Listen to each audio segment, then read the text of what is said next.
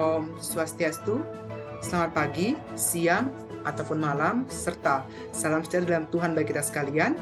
Pada kesempatan ini saya, Matthew Kevin Manikaeng dengan NIM 227304106 dari kelas 2A Pendidikan Biologi akan menampilkan video simulasi pembelajaran yang mengaplikasikan model pembelajaran spesifik dalam mengajarkan materi biologi jenjang SMA yang dianggap sulit.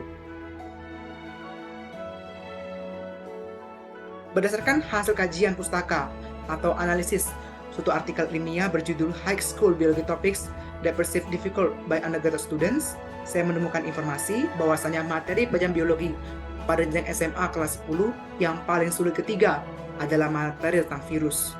Adapun penulis dari artikel yang dipublikasikan di Jurnal Penelitian Pendidikan Biologi pada tahun 2012 ini adalah Ahmad Fauzi dan Mita Listiani, sekelompok Civitas Academica FEKIP Universitas Muhammadiyah Malang.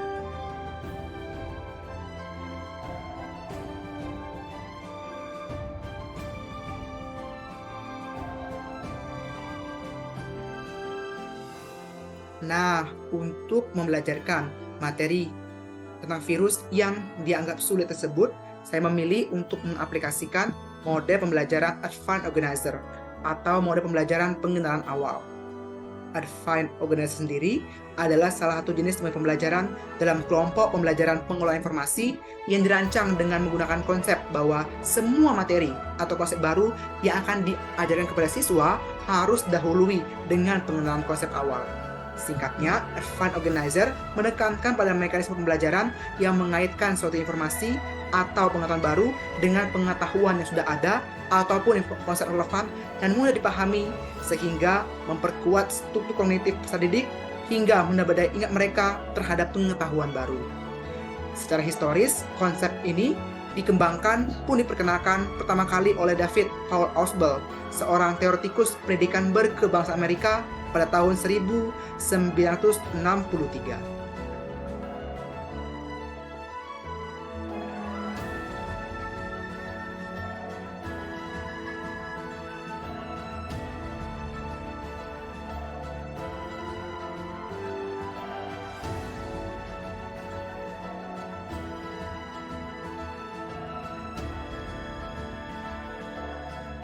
Om Swastiastu, selamat pagi, salam sejahtera dalam Tuhan, Ananda Boy dan Ananda Manik. Apa kabarnya pada pagi hari ini? Baik, Pak. Baik, Pak. Oh, puji Tuhan, Anda semua dalam keadaan baik. Nah, sebelum kita memulai agenda pembelajaran ini, mari kita bersama-sama berdoa menurut agama dan kepercayaan masing-masing. Berdoa dimulai.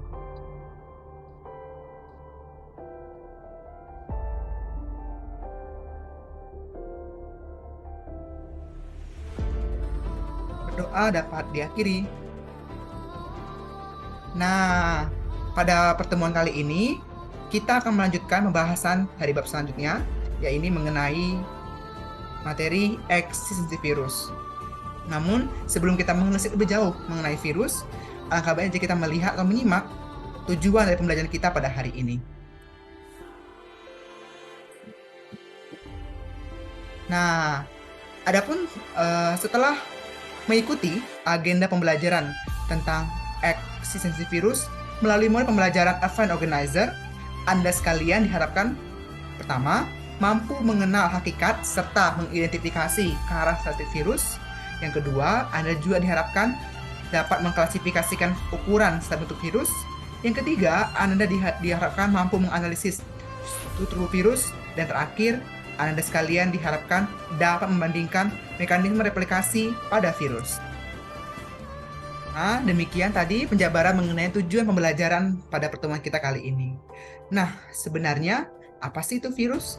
Nah, virus itu menurut pandangan beberapa ahli dikategorikan sebagai metaorganisme. Artinya, virus itu merupakan peralihan atau transisi dari benda mati ke benda hidup. Virus tidak dapat dikatakan sepenuhnya benda mati, tidak juga dapat dikatakan seluruhnya sebagai benda hidup. Mengapa demikian? Karena virus tidak memenuhi seluruh karakteristik fundamental makhluk hidup. Nah, sebelum kita mengidentifikasi atau mendiferensiasi karakteristik apa yang dipenuhi dan tidak dipenuhi oleh virus sehingga dikategorikan metaorganisme, kita harus mengingat kembali pelajaran kita sebelumnya mengenai karakteristik makhluk hidup yang telah diulas dalam bab sebelumnya, yakni bab sistem klasifikasi makhluk hidup. Nah, adapun 8 karakteristik makhluk hidup yang esensial ialah yang pertama, makhluk hidup itu bergerak. Yang kedua, suatu makhluk hidup itu membutuhkan makanan. Kemudian bernafas, makhluk hidup itu juga tumbuh dan berkembang. Kemudian makhluk hidup itu berkembang biak atau bereproduksi. Dia juga peka tak rangsangan atau iritabilitas dan memiliki kemampuan ekskresi. Dan terakhir, seluruh makhluk hidup itu mampu menyesuaikan diri dengan lingkungan atau memiliki kemampuan beradaptasi. Nah, terkait dengan hal itu, di antara Anda berdua, adakah yang dapat membedakan atau menentukan karakteristik apa yang dipenuhi dan tidak dipenuhi oleh virus sehingga ia dikategorikan sebagai metaorganisme?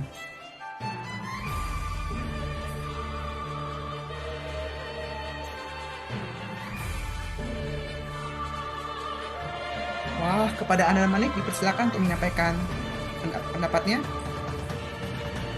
Karakteristik makhluk hidup yang tidak dimiliki oleh virus antara lain kapabilitas reproduksi tubuh, pertumbuhan berkembang, dan pekerjaan rangsang. Sedangkan karakteristik makhluk hidup yang dimiliki oleh virus adalah tubuh yang terstruktur, kemampuan reproduksi tapi harus dalam salinang, kemampuan pemanfaatan energi tapi harus dalam salinang, dan kemampuan adaptasi, mutasi, hingga evolusi.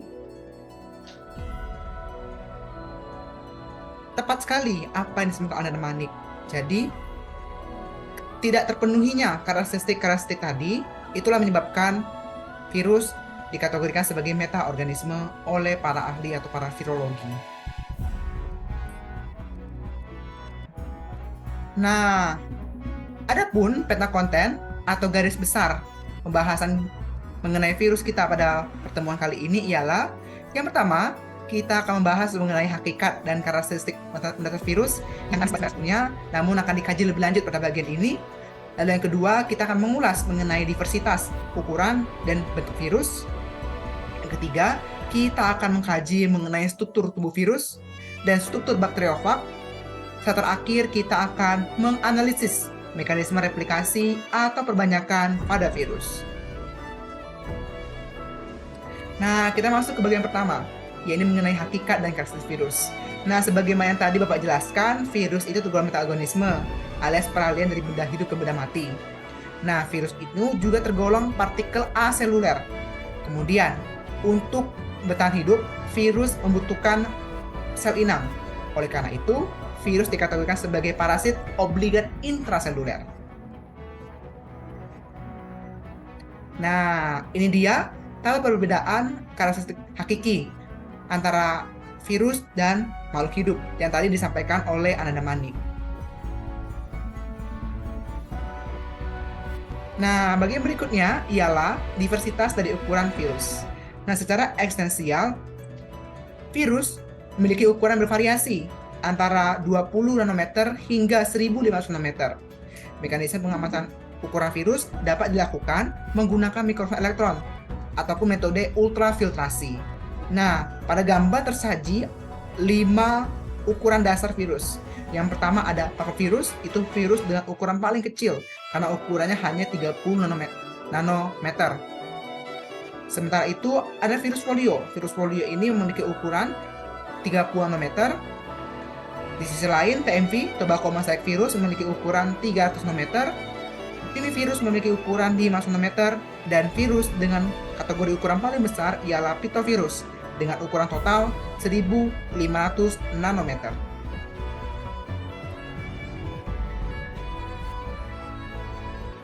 Nah, sebelum Bapak lanjut ke bagian berikutnya, apakah Anda berdua ada yang ditanyakan atau mengonfirmasi ke perihal materi tadi?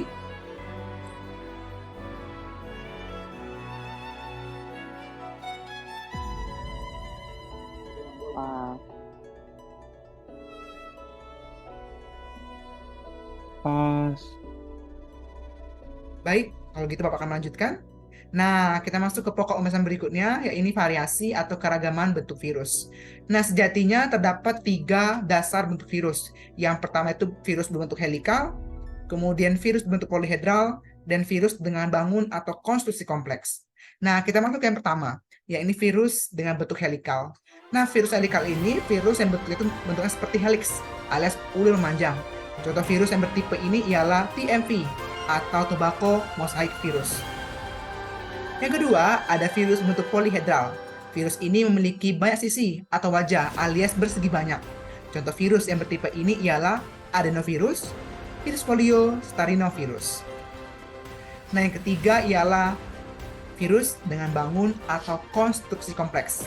Nah, virus ini memiliki struktur yang lebih kompleks atau rumit daripada bentuk-bentuk sebelumnya.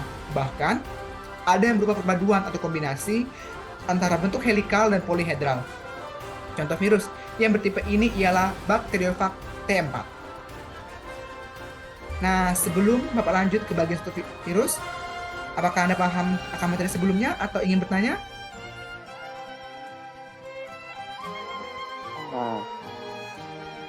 Pas. Baik, kalau gitu Bapak akan melanjutkan. Nah, yang ketiga, struktur atau morfologi dasar virus. Nah, sejatinya terdapat dua struktur dasar dari virus, yakni virus telanjang atau virus tanpa envelop. Yang kedua, ada virus berenvelop. Nah, virus telanjang atau virus tanpa envelop dikategorikan sebagai virion. Mengapa demikian? Karena satu partikel virus bertipe ini sama dengan satu virion, yang dimana virion itu sama dengan nukleokapsid saja. Dalam konteks ini, konstruksi virion tersusun atas kapsid serta materi genetik. Nah, sebagaimana pada gambar, virus telanjang itu tidak memiliki envelop. Dia hanya tersusun atas kapsid, atas kapsomer yang berkumpul membentuk kapsid. Kapsid itulah yang membungkus materi genetik virus tersebut. Nah, berikutnya, contoh dari virus telanjang atau virus tanpa envelop ini ialah adenovirus, TMV yang sudah Bapak sampaikan, kemudian parvovirus, hingga papilloma virus. Ada juga poliovirus dan sejumlah virus lainnya. Yang kedua ialah virus berenvelop. Satu partikel virus bertipe ini sama dengan satu virion, yang mana virionnya itu tersusun atas envelop dan nukleokapsid. Dalam konteks ini, konstruksi virion tersusun atas sampul membran atau envelop, glikoprotein, serta nukleokapsid. Nah, envelop itu merupakan sampul membran yang tersusun atas lipid bilayer atau lapisan lipid dan protein. Envelop inilah yang akan menyelubungi nukleokapsid. Nukleokapsid ini merupakan himpunan atau konstruksi yang di dalamnya terdapat materi genetik dan sekaligus kapsid yang membungkusnya.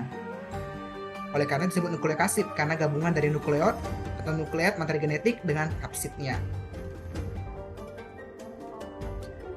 Nah, contoh virus berenvelop ialah virus HIV, virus dengue penyebab demam berdarah, virus influenza, serta virus corona. Nah, kemudian tadi kita membahas struktur virus secara umum. Sekarang kita mengkaji struktur bakteriofag. Struktur virus yang paling umum digunakan ketika mengkaji mengenai ekstensi virus. Nah, bakteriofag. Bakteriofag itu secara etimologi berasal dari kata bakteri, yang berarti merujuk ke bakteri. Setelah fag itu merujuk dari kata fagein, yang artinya dimakan. Jadi, bakteriofag ini merupakan virus yang menginfeksi bakteri. Virus ini disebut juga virus fag ataupun fag. Nah, struktur tubuh bakteriofag tersusun atas 3 bagian dasar, yakni kepala, leher, ekor, dan lempeng dasar.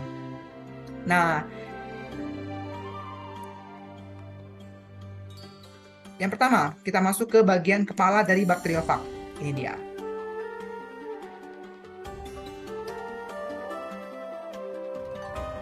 Yang pertama, bagian kepala dari bakteriofag.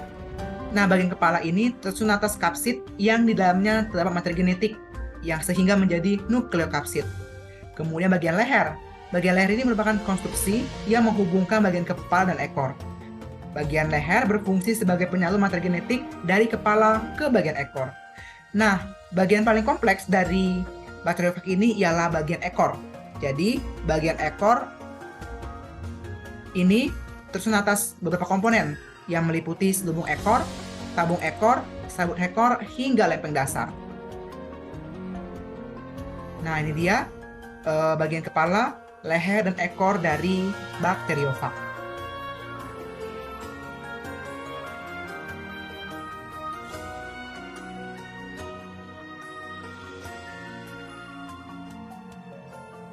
Nah, sebelum kita lanjut mengkaji atau menganalisis bagian inti dari agenda pembelajaran ini, yaitu mengenai replikasi pada virus, apakah ada Anda yang semua yang ingin mengajukan pertanyaan atau konfirmasi mengenai materi-materi sebelumnya, terutama materi mengenai struktur tubuh virus dan bakteriofag? Pada Anda sekalian, silakan.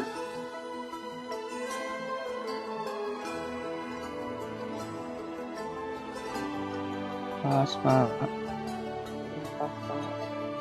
Oke, baik. Anda semua dapat memahami materi dengan baik, puji Tuhan. Nah, sekarang kita lanjut ke bagian terakhir dalam pertemuan kita pada pagi hari ini, yakni mengenai replikasi pada virus. Nah, replikasi merupakan kemampuan virus untuk memperbanyak diri dengan menggunakan komponen-komponen penyusun tubuhnya, seperti kapsid dan materi genetik yang di dalam sel inang. Proses ini membutuhkan sel inang untuk tanda kutip dibajak ke ribosomnya dalam sintesis protein, sehingga dihasilkan protein yang akan membentuk konstruk tubuh virus.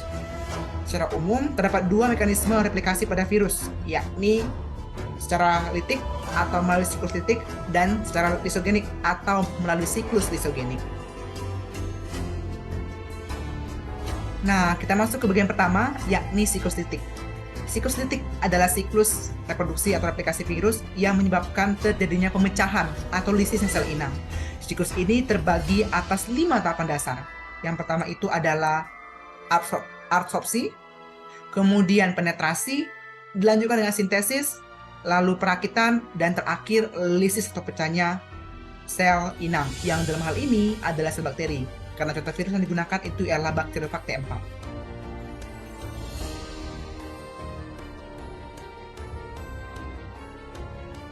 Yang kedua adalah siklus lisogenik.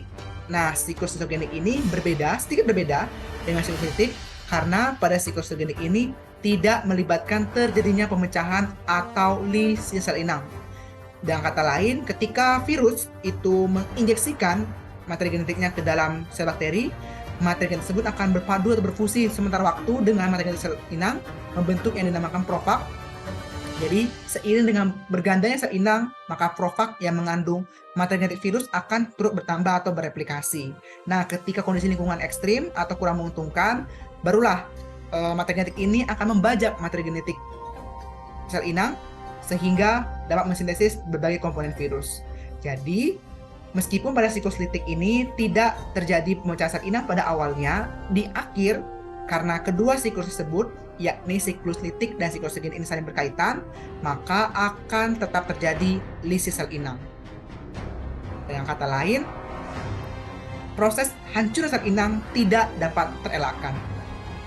Nah, dengan kita mengamati mekanisme replikasi pada virus ini, kita dapat mengasosiasikan virus sebagai tanda kutip bajak laut kecil karena ia memiliki kapabilitas dan membajak atau mengambil alih proses metabolisme, kemudian sintesis materi genetik, serta regulasi sel dalam suatu makhluk hidup yang dikategorikan sebagai sel inang untuk kepentingan dirinya sendiri.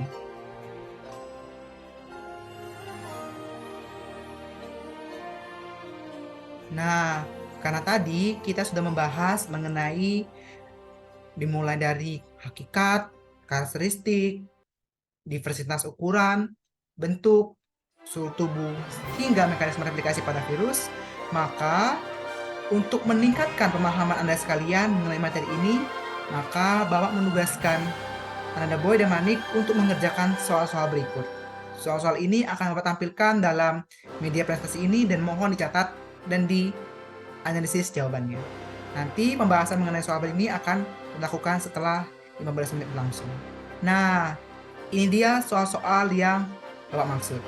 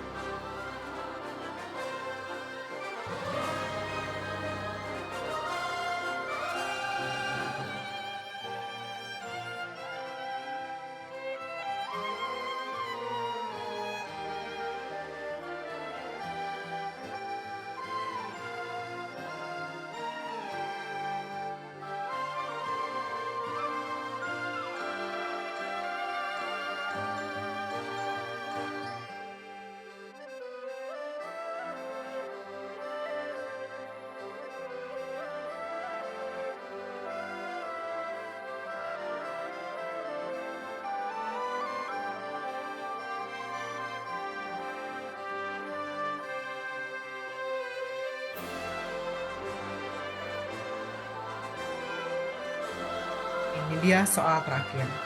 Nah, soal-soal ini juga Bapak sudah kirimkan di WA kelas, jadi dapat dicermati kembali apabila ketinggalan ketika penampilan soal tadi. Kita akan bahas mengenai jawaban setiap soal 15 menit ke depan. Kepada anak kalian disilakan untuk mengerjakan soal-soal tersebut.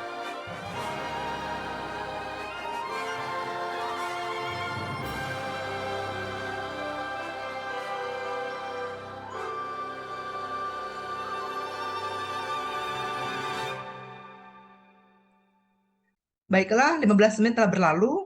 Nah, sekarang mari kita membahas atau mengkaji jawaban dari kelima soal yang telah ditampilkan tadi. Nah, adakah di antara kalian sekalian yang bisa menjawab soal nomor 1 ini?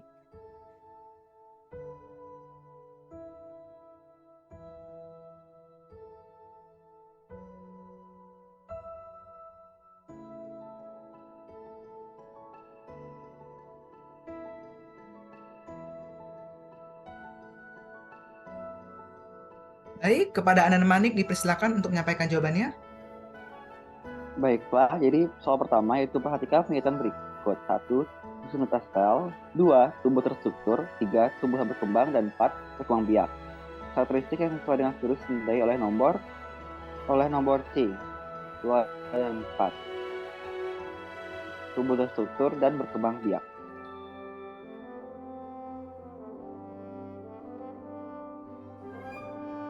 Analisis yang tepat, Manik. Benar sekali, karakteristik yang sesuai dengan virus yang dimiliki oleh virus sehingga dapat dikategorikan sebagai metaorganisme ialah yang pertama, tubuhnya terstruktur, yang kedua, kemampuan berkembang biak. Nah, kita lanjut ke soal berikutnya. Baik, untuk soal berikutnya, adakah Anda berdua yang ingin menjawab? Baik, kepada Ananda Boy Lesmana Aritonang, dipersilakan untuk menyampaikan uraian jawabannya. Baik, saya akan menjawab soalnya.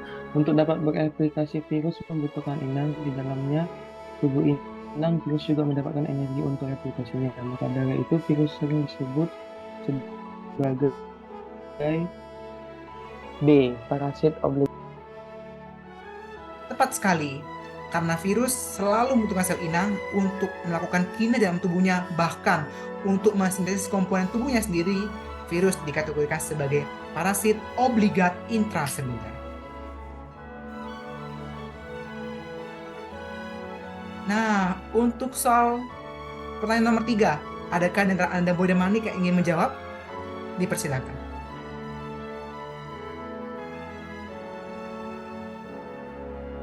Untuk kali ini, Anda Manik dipersilakan untuk menyampaikan jawabannya. Baiklah, untuk soal nomor 3 yaitu contoh virus yang memiliki bentuk polihedral, yaitu A, adenovirus. Tepat sekali, virus adenovirus memang memiliki bentuk polihedral atau segi banyak. Sementara bakteriofag itu memiliki bentuk kompleks dan TMV memiliki bentuk helikal. Nah, untuk pertanyaan nomor 4, adakah di antara Anda berdua yang ingin menyampaikan uraian jawabannya? Dipersilakan.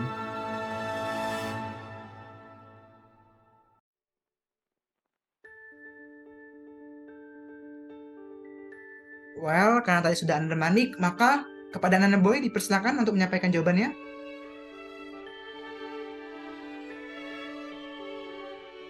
Jawabannya adalah A. Adapun jawabannya ialah A. Kapsid terdapat pada huruf A. Uraiannya sangat benar, Boy. Jadi, kapsid merupakan kumpulan kapsomer, sehingga ditunjukkan oleh huruf A. B itu menunjukkan unit penyusun kapsid, yaitu kapsomer, sementara C itu menunjukkan apa yang dikandung atau apa yang terdapat dalam kapsid, yakni materi genetik suatu virus. Nah, kalau kita tampak pada gambar ini merupakan contoh virus telanjang atau virus tanpa envelope, karena dia hanya terdiri dari nukleokapsid saja.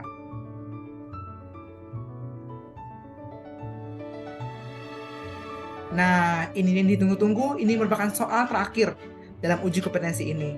Nah, adakah di antara Anda Boy atau Manik yang ingin menguraikan jawaban terkait dengan soal berikut?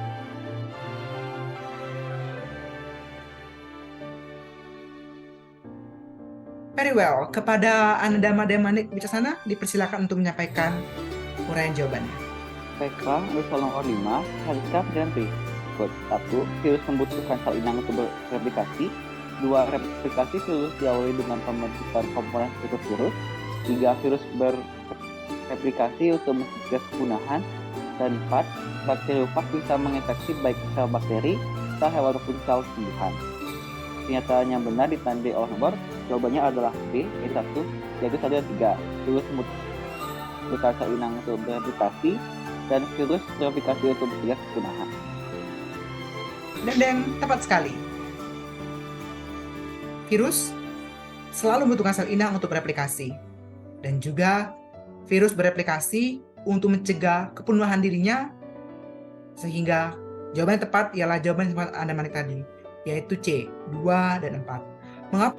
Nah, setelah kita mengikuti sesi pengerjaan uji kompetensi tadi, nah sekarang Bapak meminta kepada Anda Boy dan Anda Manik untuk menyusun ke rangkuman dari penjabaran materi yang telah Bapak paparkan tadi. Waktu untuk penulisan rangkuman, berikan estimasi waktu sekitar 20 menit, dan nanti di akhir tentang waktu tersebut, Bapak ingin agar Anda Boy dan Anda Manik untuk menyampaikan hasil rangkumannya. Pengerjaan rangkuman dapat dimulai dari sekarang.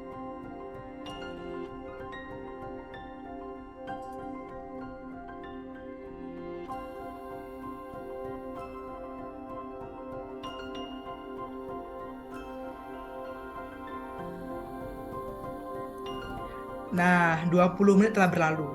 Sekarang mari Bapak ingin agar Anda Boys Tamanik untuk mempresentasikan hasil rangkumannya.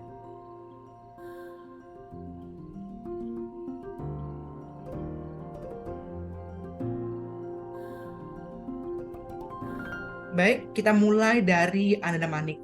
Kepada Anda Manik dipersilakan. Jadi, baiklah, terima kasih waktunya. Jadi dari saya, rangkuman saya dapat dari materi yaitu saya paparkan. Yang pertama, virus merupakan makhluk hidup yang tergolong metaorganisme serta bersifat parasit. Virus bersifat mikroskopis dengan keragaman ukuran. Bentuk virus bervariasi mulai dari helix, segi banyak, bahkan perpaduan keduanya. Berdasarkan strukturnya, virus ada yang telanjang ataupun berkapsul. Izin menambahkan, Pak. Dipersilakan, Boy. Dia menambahkan, berbeda dengan virus lainnya, tubuh bakteriofag tersusun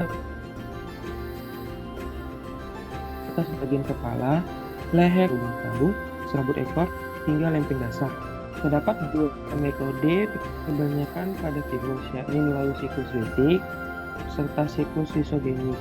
Siklus litik mengakibatkan lisisnya sel inang, sementara siklus lisogenik tidak. Demikian Pak dari Pak. Terima kasih Anda Boy. Rangkuman yang Anda Boy dan Anda sampaikan sudah relatif tepat. Sebagaimana yang Bapak jelaskan tadi, terdapat suatu jenis virus yang terspesialisasi untuk tanda kutip memakan bakteri. Virus ini disebut sebagai bakteriofag. Well, pada pertemuan berikutnya kita akan mempelajari mengenai eksistensi bakteri alias kingdom Monera, termasuk dampak atau utilitasnya. Nah, berkaitan dengan hal ini, menurut analisis Anda yang terkasih dalam Tuhan sekalian, apakah memungkinkan jika bakteriofag atau virus fag ini diinjeksikan ke dalam tubuh seseorang yang sedang sakit akibat infeksi bakteri guna menyembuhkan orang tersebut? Nah, bagaimana menurut Anda, Boy? Jawaban dari pertanyaan tersebut?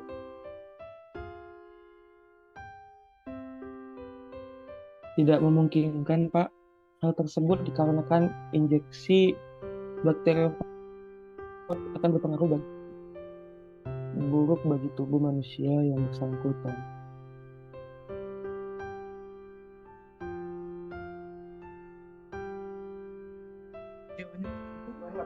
Ada lagi jawaban lain?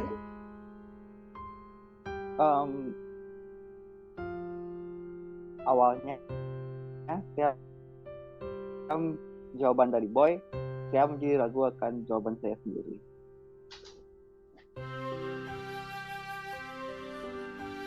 Baik, Ananda Manik, terima kasih atas tanggapannya. Nah, dikarenakan Ananda Boy dan Manik masih belum menyampaikan secara sempurna atau secara tepat jawaban dari tersebut, maka untuk soal ini Bapak akan menjadikannya sebagai pekerjaan rumah atau tugas yang akan dibahas bersama pada pertemuan berikutnya. Jadi, mohon kepada Ananda Boy dan Manik untuk mencatat soal berikut.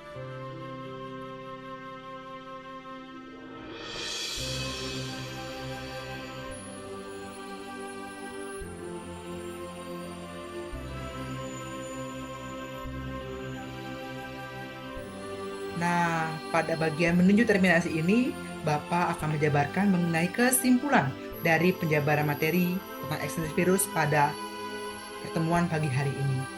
Nah, virus tergolong peralihan antara makhluk hidup dan benda mati. Virus bukan makhluk hidup karena ia tidak memenuhi keseluruhan karakteristik fundamental makhluk hidup. Nah, benar sekali yang dikatakan Ananda Manik tadi. Virus memang memiliki variasi bentuk dan ukuran.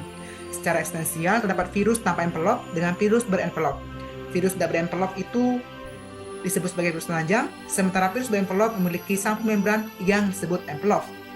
Tepat sekali yang diuraikan Ananda Boy tadi, virus pemecah bakteri alias bakteriofag memiliki tubuh yang tersusun atas kepala, leher, serta ekor dengan segala kompleksitasnya.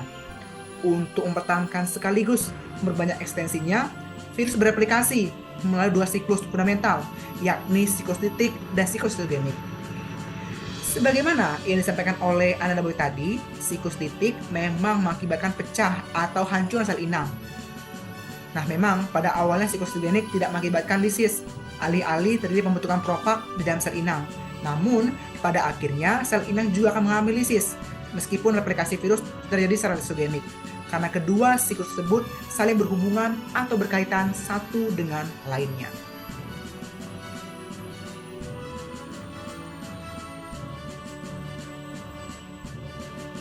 Nah, demikianlah penjabaran materi mengenai ekstensi virus pada pertemuan biologi pagi hari ini.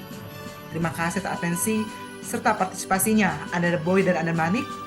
Bapak menutupi kelas kita pada pagi hari ini dengan melaporkan Parama Santi. Om Santi, Santi, Santi Om. Selamat pagi, serta salam sejahtera dalam Tuhan bagi kita sekalian. Shalom Alaikum, dan sampai bertemu di pertemuan berikutnya.